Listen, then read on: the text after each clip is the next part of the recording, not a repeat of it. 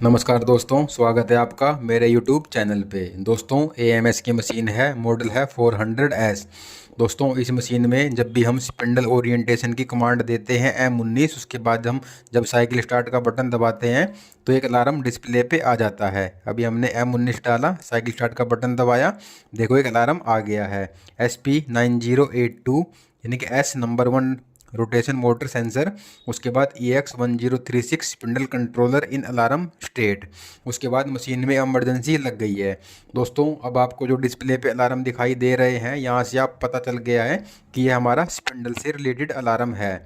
दोस्तों अब इस अलार्म को हम लैडर में भी कैसे पता करें कि यह किस चीज़ का अलार्म है, जो इमरजेंसी है वह किस वजह से रिलीज नहीं हो पा रही है।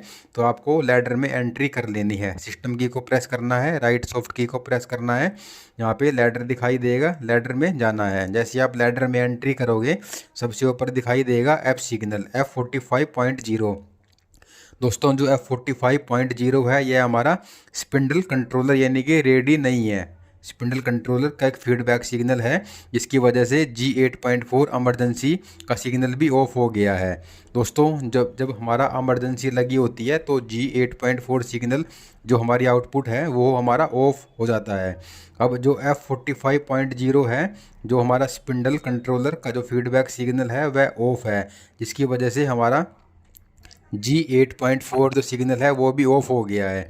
अब आप देख रहे हो जो G8.4 है उसके बाद G71.1 भी ऑफ हो गया है, क्योंकि वो उसी से लैच हैं। अब देखो मैं फीड ऑन कर रहा हूँ जिसकी इनपुट है X3.6। जैसे हमारा 3.6 को मैंने होल्ड किया, अब G8.4 के लिए यानी कि जो फीडबैक सिग्नल है 45.0 ऑफ है। अब हमारा क्या करना है, जो हमारा स्पिंडल ओरिएंटेशन का प्रोक्सीमिटी है उसकी इनपुट को चेक करना है। यहाँ पे क्या है, जो X4.2 है उसको चेक करना है कहीं वो प्रॉब्लम तो नहीं कर रहा है।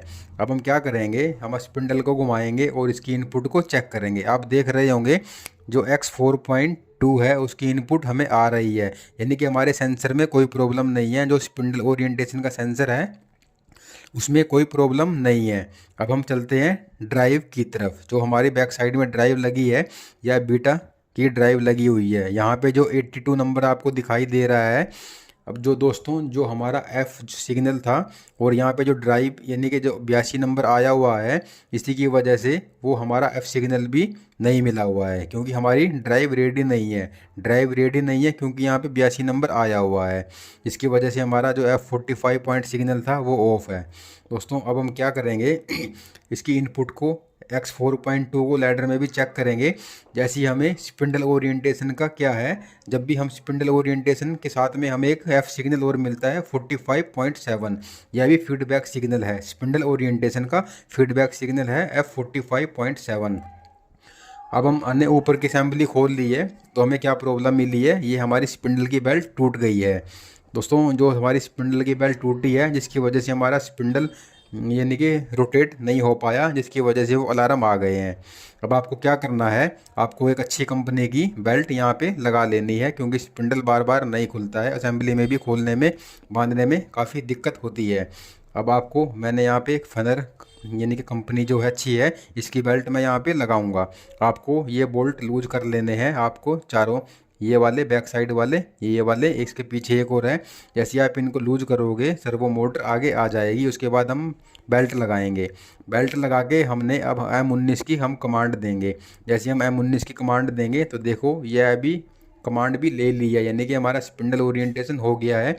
अब हम इसकी इनपुट चेक करेंगे, X4.2 भी हमें आ गई है और जो F45.7 सिग्नल भी हमको मिल गया है फीडबैक सिग्नल। तो थैंक यू दोस्तों।